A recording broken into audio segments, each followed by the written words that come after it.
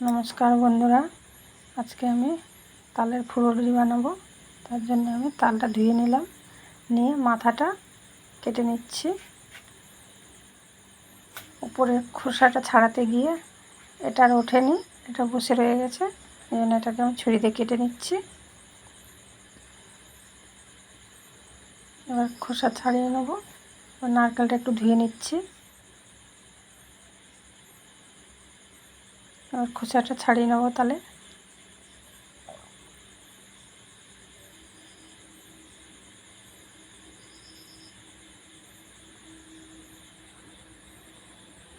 খোসা ছাড়ানো হয়ে গেছে। এবার 3টে ভাগ করে নেব।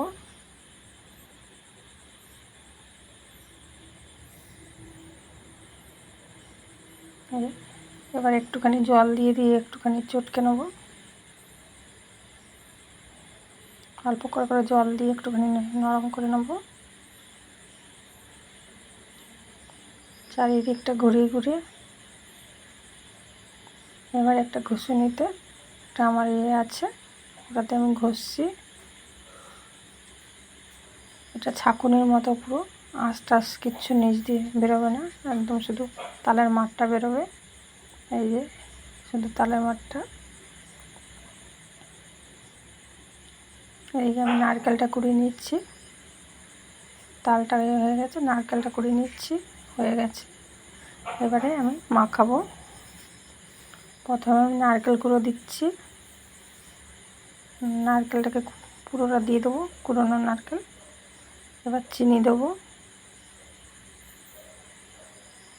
দিয়ে একটুখানি মাখিয়ে নিই।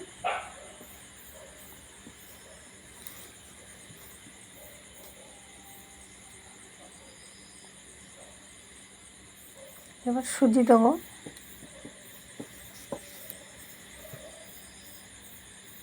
সবটা দেবো না, খানিকটা দিলাম। এবার চালের গুঁড়ো,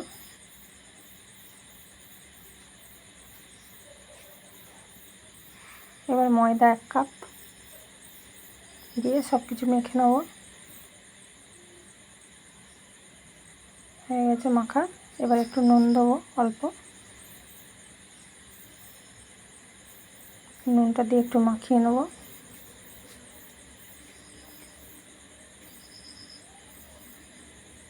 হয়ে গেছে আমার মাখানো। এবার আমি একটা কড়াই বসিয়ে দেবো গ্যাসে। যে কড়াইটা গ্যাসে বসিয়ে দিয়েছি, তেল দিয়ে দিচ্ছি, সাদা তেল। এবার আমি অল্প করে প্রথমে দেবো। তেলটা খুব গরম হয়ে গেছে, প্রথমে অল্প করে দেবো, তারপরে পরে বেশি করে দেবো। অল্প কটা ভেজে নিই, তারপরে একসাথে আবার বেশি করে দেবো। যে হয়ে গেছে ভাজাটা, এবার তুলে নেব।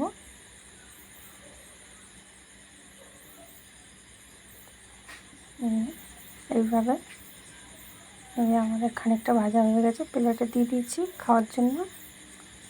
ভালো লাগলে লাইক দেবেন।